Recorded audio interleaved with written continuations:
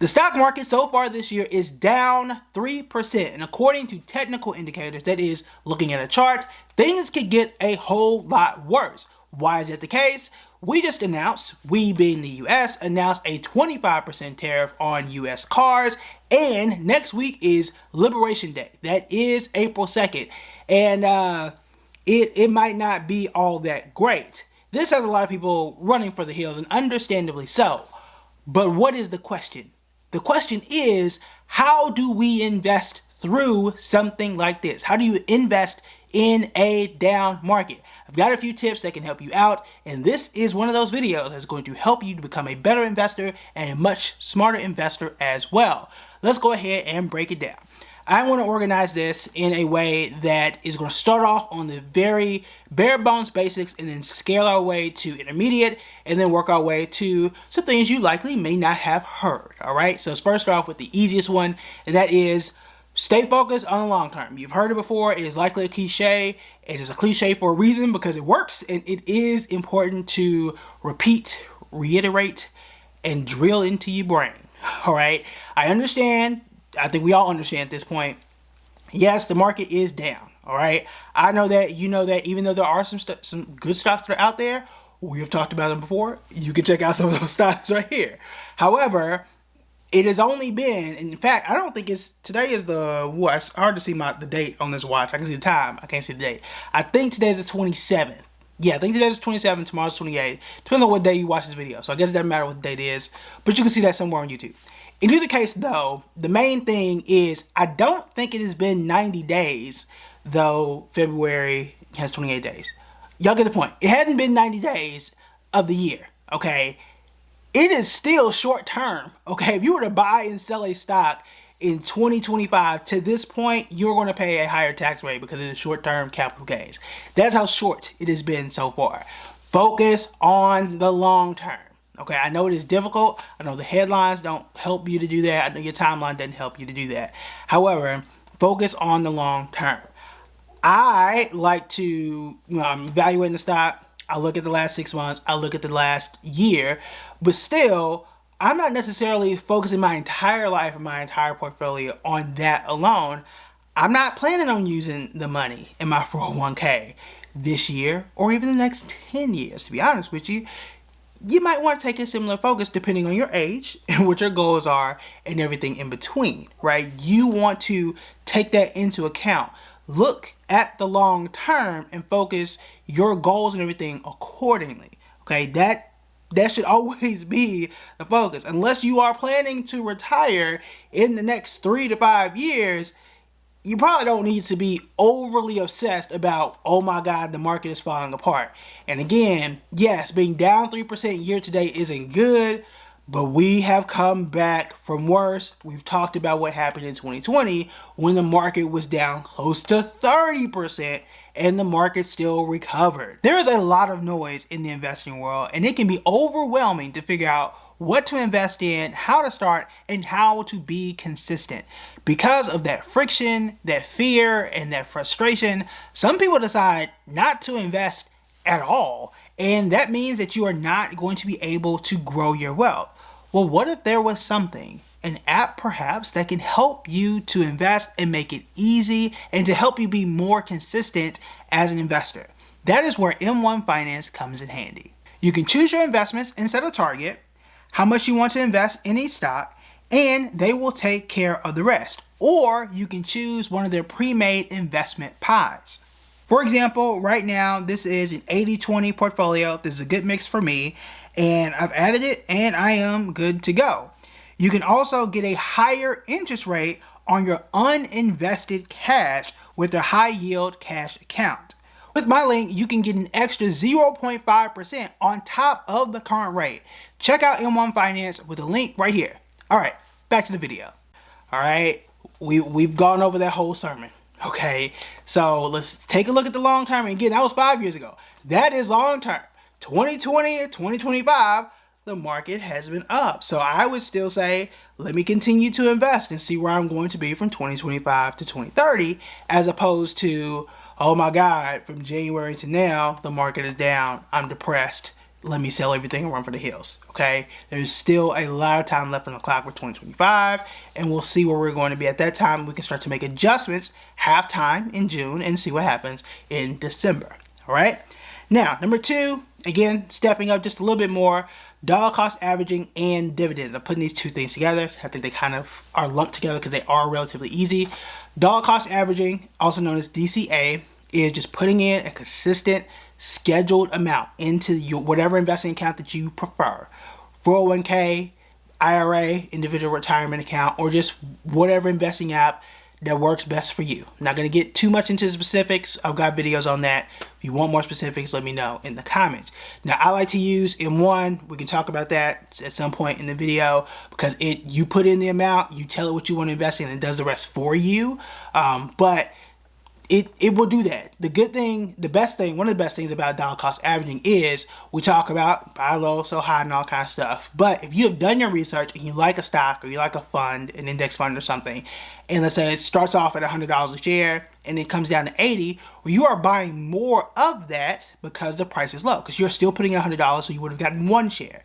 Well, if it drops down to 80, you're getting 1.25 shares, or whatever that fraction is going to be, right? So you're buying more of something that you have already determined was good. And over time, not overnight, if that thing continues to grow, right, over time, because we talk long term, then that is going to help you out in the long term, right? That is how I built a lot of wealth, a lot of gains, by investing in NVIDIA, investing in, Booking.com, and a lot of other stocks. O'Reilly Automotive. We had talked about how I held that stock since 2020 and how much I've had since then. That's because I dollar cost average. All the people who came to the channel from public, y'all know before they introduced automatic investing, what do you think I'm doing now, right? I'm not on there because it's all automated. I don't have to do anything. But people knew me on there because I did what was called DCA Fridays, dollar cost averaging, every single Friday. And I did it weekly for years. That, ask the people in the comments, if you know, you know. And I'm telling you, ask somebody who saw me on public. Every single week, I put the exact same amount of money in the exact same stocks and continue holding them to this day. Continue holding most of them. Apple is one of them. O'Reilly, you can check my entire portfolio on public, but that's just an example. In addition to that, consider dividend stocks if the market continues to fall. The reason why dividend stocks usually do well, not every single one, we can do a video if y'all let me know in the comments. The reason why dividend stocks tend to do well in times like this is because you have to think about the psychology of the stock market and the psychology of what people do in times like these, but not just people, what investors tend to do in times like these. Investors want safety, security, and what we perceive to be as predictability, right? And predictability and security, if I hadn't said that already. That is, when everything is falling apart, well, let's start this way. When everything is going well, we want the stock that we think is going to be on the cutting edge, right? And the next big thing, taking big risk and big swings. So you're going to invest in the company you've never heard of, trying to do AI and the metaverse and blockchain. You don't really know what it is, but you think it's going to do the next big thing, right? Maybe they've lost money in the past. You don't really care. You think they're going to do great things, right? However, when the market is down, usually most investors, but when the opposite, I want the old thing, the company that's been here since 1908, that's been doing the exact same thing. I know what they do, they know what they do, and they've been pushing out dividends for the last 55 years without fail. They want to go to something like a Coca-Cola. I'm not telling you Coca-Cola's a good stock, but I'm telling you Coca-Cola's been here for well over 100 years, I'm sure, and they got a product that people depend on. Something like that, something in that space. That is where people go to. So if you know that, you want to start to find stocks that have a good dividend history, are solid, and have good stock performance in a space like this. These tend to be defensive stocks, what we call defensive stocks.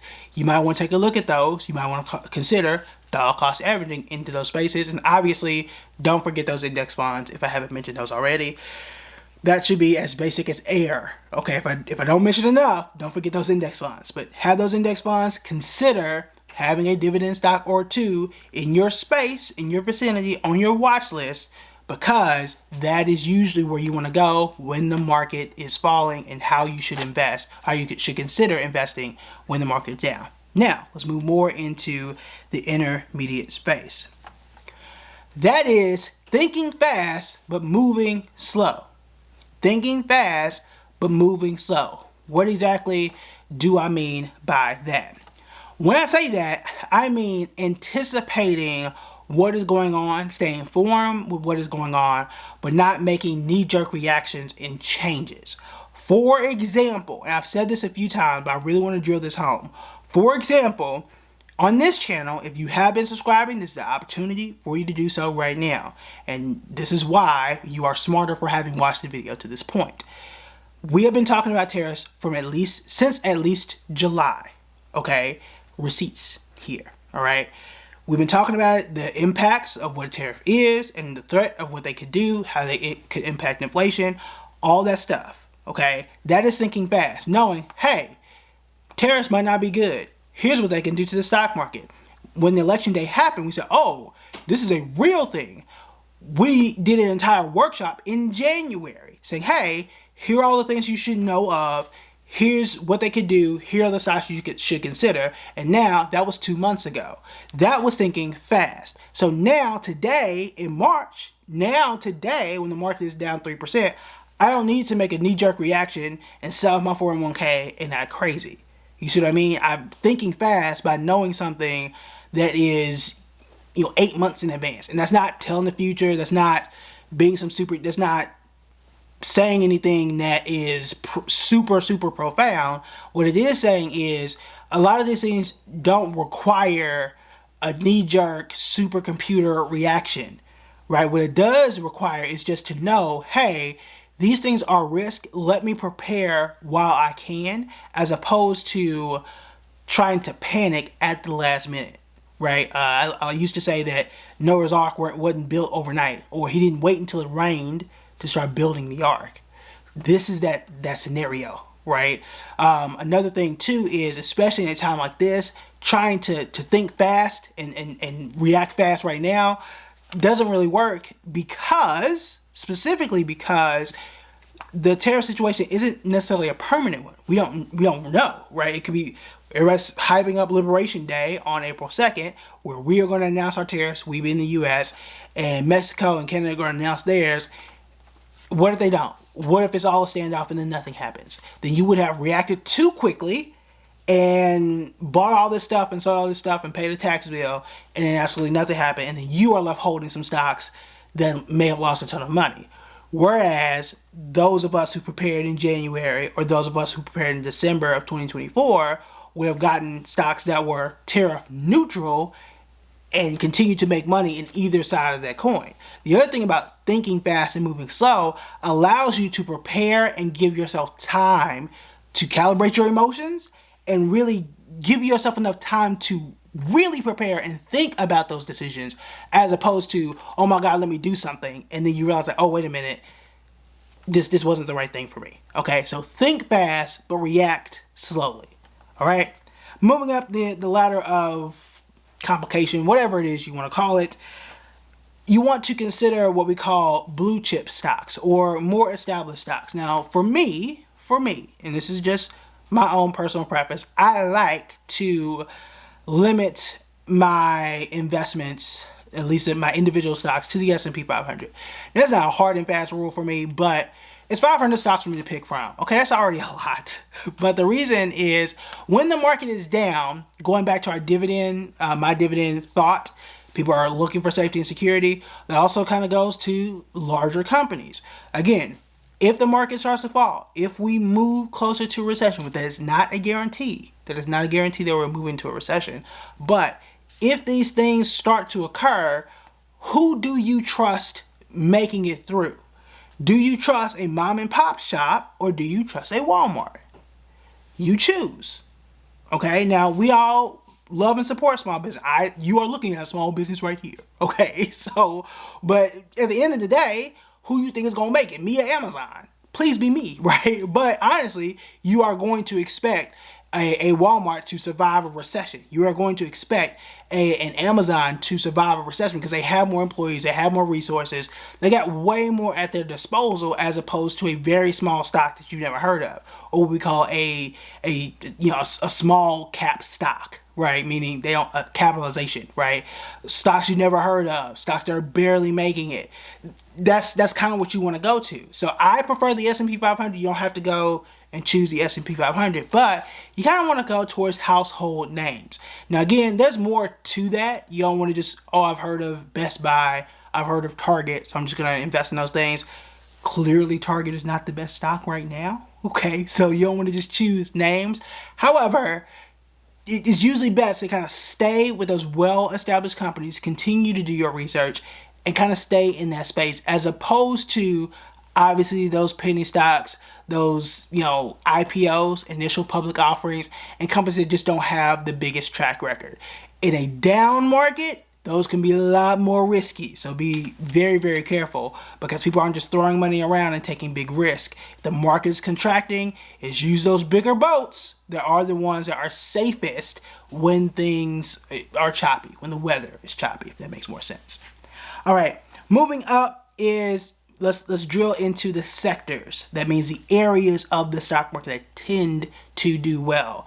I'm really drilling into the word tend because not every market is the same, but I have talked about one of these categories before, and that is energy, so I'm not going to continue to belabor that point, but I've talked about companies like NRG, Target Resources, Texas Specific Land Corporation we've talked about in the last few videos, so that is just a few stocks in energy that you might want to consider.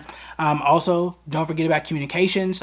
Fox is doing well, but I talked about this months ago where they're doing their whole Family Feud thing, so we'll see whether or not that's going to impact the business itself. Maybe you can throw Netflix in the communication space. Are they a streamer? Are they in communications? Technically, making a movie is a form of communication. If you want to stress the definition, you can, but you guys know how I feel about Netflix. Also, communications like a T-Mobile. That is one that is considered in the communication space, and these tend to be, again, utilities, communication, energy. All three of those relatively tariff neutral. All three of those are considered to be defensive categories, and all three of those you kind of got to spend your money on regardless of what happens. Whether it's a recession, whether it's inflation, you're going to need a phone. You're going to need heating, electric, water, things like that. That is kind of where you want to be. And sometimes, not all the time, especially in the case like Netflix, but most of the time, these can pay, I'll say that. These can pay solid dividends. So you can kind of hit a lot, or check a lot of these boxes off by investing in those categories. So those are 3 boxes that you can open and dig through those to see what are some of the best stocks in those areas. If you want a shortcut on what other stocks are out there and what stocks might be worth investing in right now, you want to check out this video right here.